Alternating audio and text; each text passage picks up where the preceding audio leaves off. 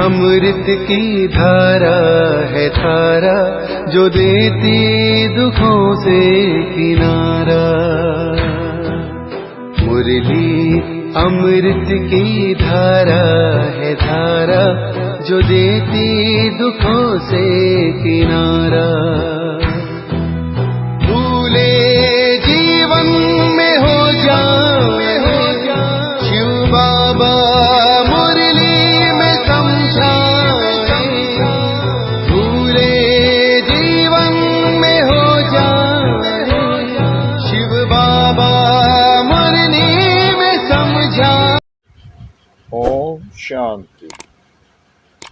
आज की तारीख है 2/8/2022 की साकार मुरली।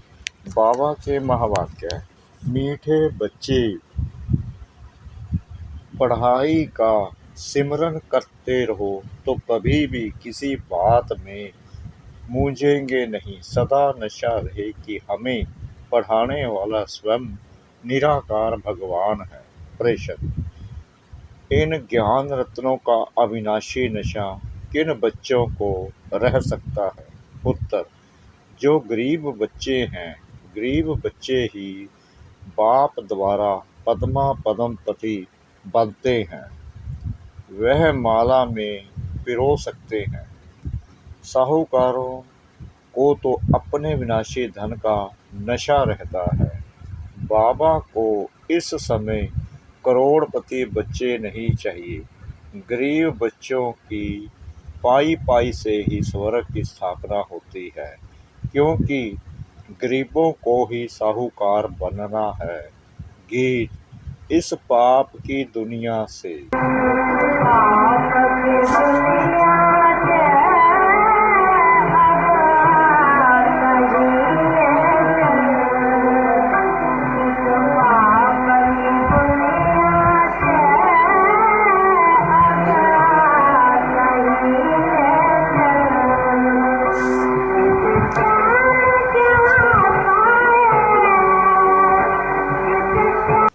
ओम शांति। मीठे मीठे बाप दादा के बच्चे जानते हैं कि हम अभी ऐसी जगह में चल रहे हैं जहां दुख का नाम निशान ही नहीं, जिसका नाम ही है सुखधाम। हम उस सुखधाम व स्वर्ग के मालिक थे। सुखधाम में तो सतयुग ही था, देवी देवताओं का राज्य था। अभी जो तुम ब्राह्मण बने हो तो तुम हो ब्रह्मा मुख वंशावली। तुम लिखते भी हो शिव बाबा केयर ऑफ ब्रह्म कुमारीज। यह भी तुम अभी जानते हो बरोबर हमारी चढ़ती कला है। चढ़ती कला और उतरती कला को तुम बच्चों ने अच्छी रीति समझा है। तुम यह भी समझते हो भारत जब चढ़ती कला में था तब उन्हों को देवी देवता कहते थे। अभी उतरती कला में है, इसलिए उन्हें देवी देवता कह नहीं सकते। अभी अपने को मनुष्य समझते हैं। मंदिरों में जाकर देवी देवताओं के आगे माथा टेकते हैं। समझते हैं यह होकर गए हैं। कब? यह नहीं जानते। तुम किसको भी समझा सकते हो। क्राइस्ट से 3000 वर्ष पहले भारत स्वर्ग था। तुम बच्चे समझ गए हो कि चक्कर को अब फिरना ही है, पतित दुनिया को पावन बनना ही है। अभी तुम बच्चों की बुद्धि में है हम बाप द्वारा मनुष्य से देवता बन रहे हैं। बाप पढ़ाते हैं यह नशा चढ़ना चाहिए ना। गाया भी हुआ है भगवानुवाच, मैं तुमको राजयोग सिखलाता हूँ। सिर्फ यह भूल कर दी है जो बाप के बदले बच्चे का नाम डाल दिया है। इस भूल को भी तुम बच्चे ही समझते हो और कोई समझते नहीं। अभी तुम बच्चों की बुद्धि में आया है कि हम फिर से अपने शांति धाम से सुख धाम जाने के लिए पावन बन रहे हैं। गाते भी हैं पतित पावन आओ। पतित पावन तो गॉड फादर ही ठहरा, कृष्ण को तो कह नहीं सकते। यह बुद्धि में सिमरन करते रहना है। स्कूल में बच्चों की बुद्धि में पढ़ाई का सिमरन चलता है ना। तुम भी अगर यह सिमरन करते रहेंगे तो कभी मूंझेंगे नहीं। जानते हो, अब हमारी चढ़ती कला है, सेकंड में जीवन मुक्ति भी गाई हुई है। बच्चा पैदा हुआ और वर्षे का हकदार बना, परंतु वह कोई जीवन मुक्ति का वर्षा नहीं है। यहाँ तुमको जीवन मुक्ति का राज्य भाग्य मिलता है। बाप से मिलना भी जरूर है, यह भी जानते हो। बेहद के बाप से भारत को बेहद का वर्षा मिला था, अब फिर मिलना है। अब तुम श्रीमत पर चलकर वर्षा पा रहे हो। भक्ति मार्ग में किसी न किसी को याद ही करते रहते हैं। चित्तर भी सबके मौजूद हैं, पूजे जाते हैं ना। यह भी राज बाप ने समझाया है। इन बातों में कोटों में कोई तो अच्छी रीति समझेंगे और निश्चय करेंगे, फिर कोई संशय उठाएंगे। कोई को संशय ना आए, इसलिए पहले संबंध की बात समझानी है। गीता में भी है ना, अर्जुन को भगवान ने बैठ समझाया। अब घोड़े गाड़ी में बैठ राजयोग सिखावे, यह तो हो ही नहीं सकता। ऐसे थोड़ी ही बैठ राजयोग सिखाएंगे। अब यह तो झूठ हो गया।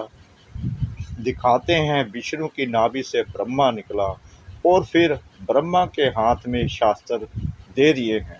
सूक्ष्म वतन में तो हो ना सके, तो यहाँ ही सार समझाएंगे ना।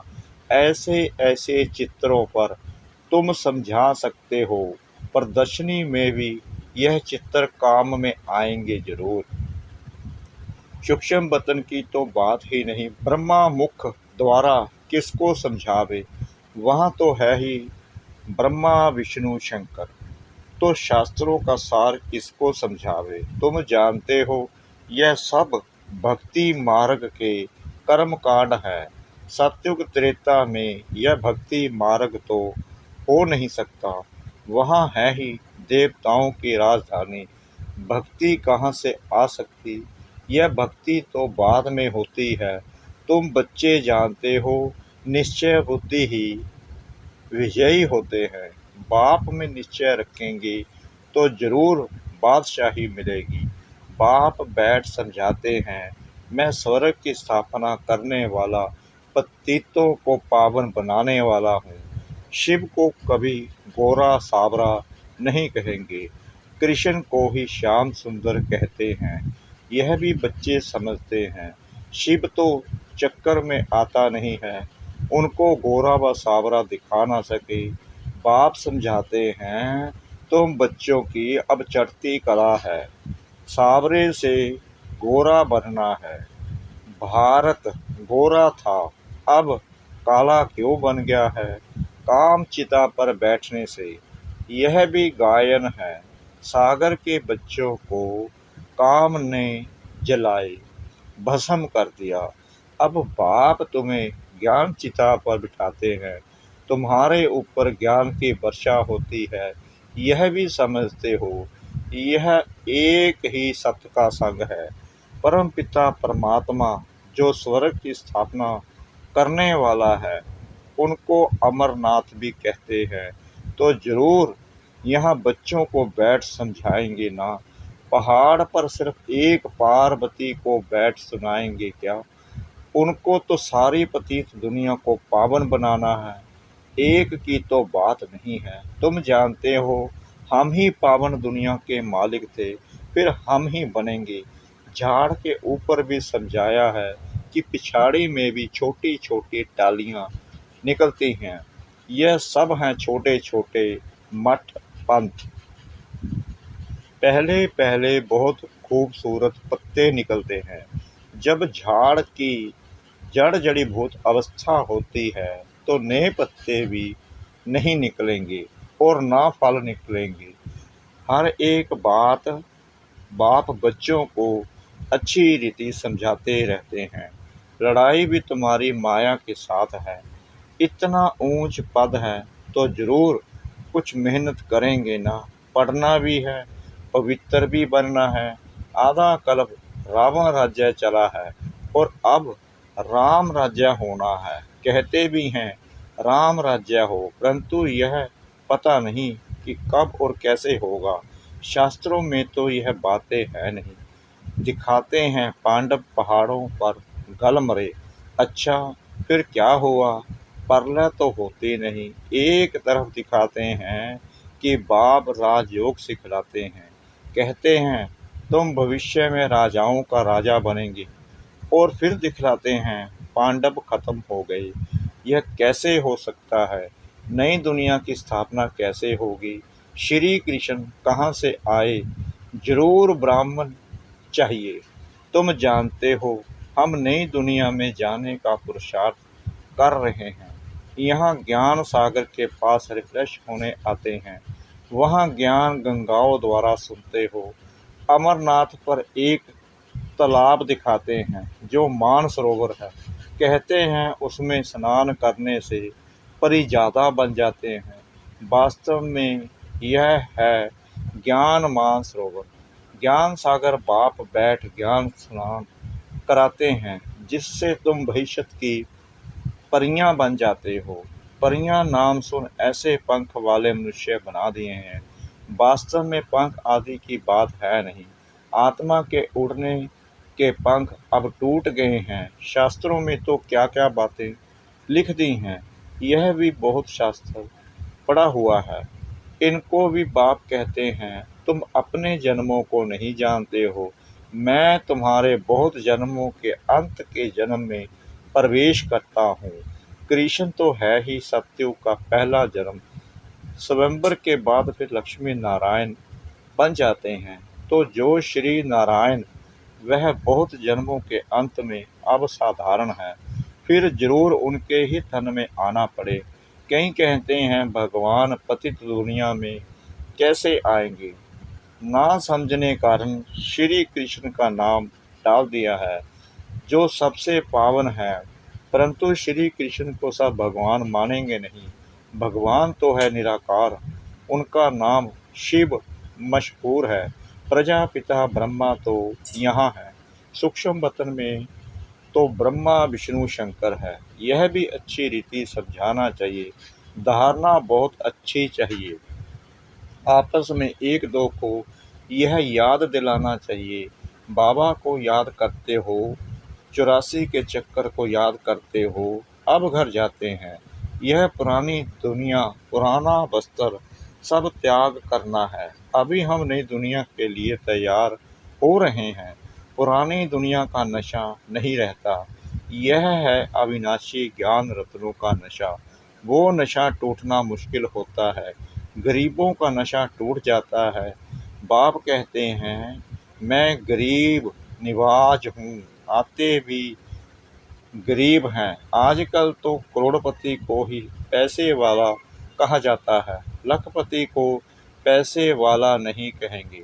वह तो यह ज्ञान उठा नहीं सकेंगे। बाप कहते हैं हमको करोड़ अरब तो चाहिए ही नहीं, क्या करेंगे?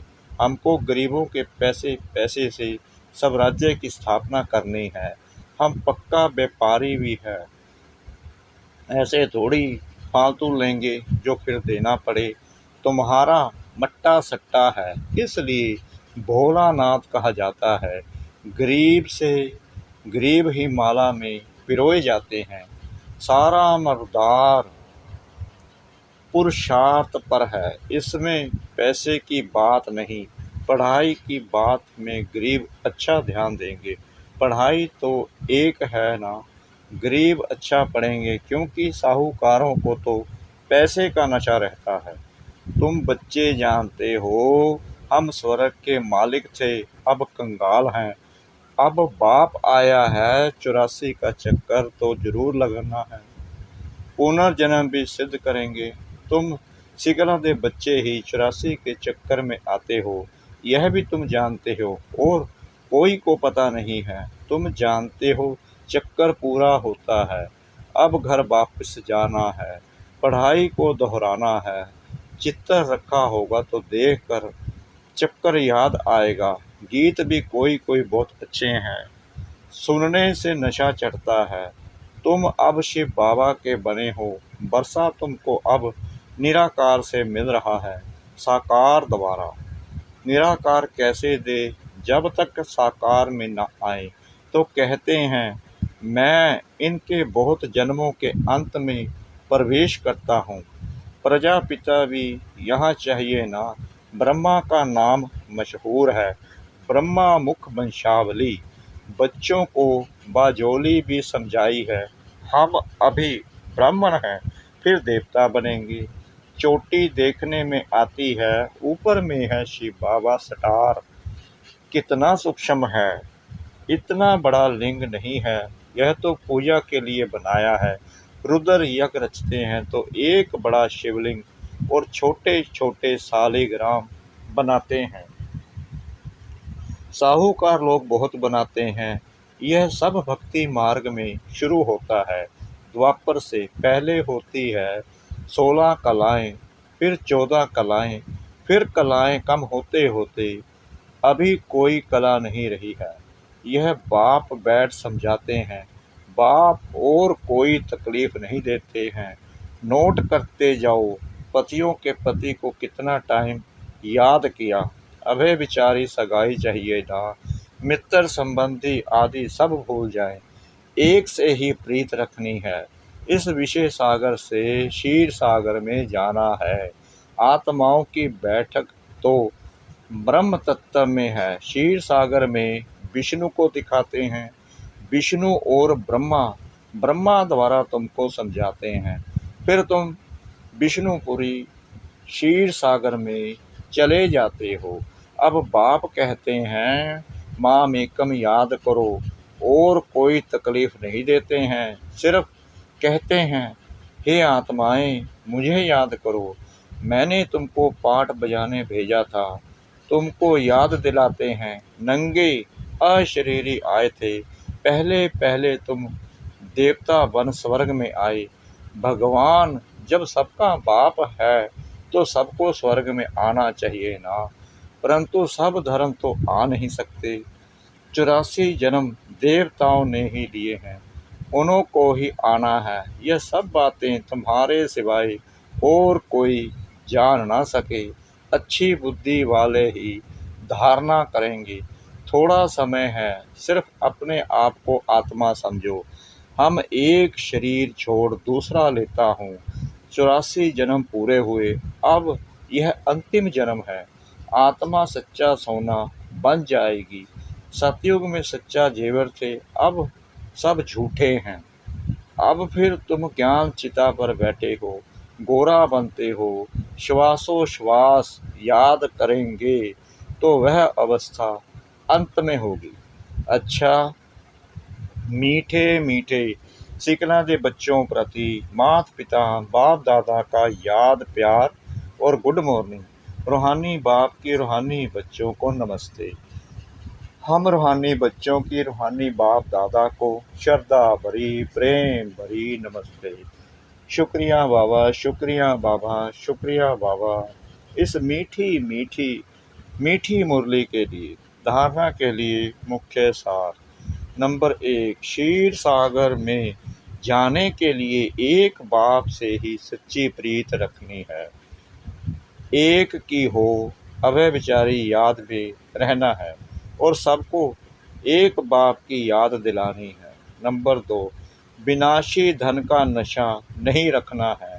ज्ञान धन के नशे में स्थायी रहना है। पढ़ाई से ऊंच पद पाना है। वरदान, बाप की मदद द्वारा उमंग उत्साह और अधकपन का अनुभव करने वाले कर्मयोगी भव। कर्मयोगी बच्चों को कर्म में बाप का साथ होने के कारण एक्स्ट्रा मदद मिलती है।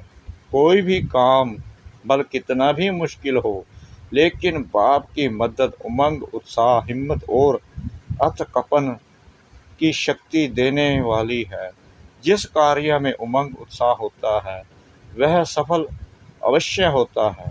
बाप अपने हाथ में काम नहीं करते, लेकिन मदद देने का काम जरूर करते हैं। तो आप और बाप ऐसी कर्मयोगी स्थिति है तो कभी भी थकावट फील नहीं होगी।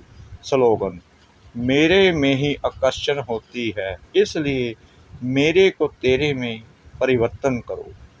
मेरे में ही आकर्षण होती है, इसलिए मेरे को तेरे में परिवर्तन करो। ओम शांति।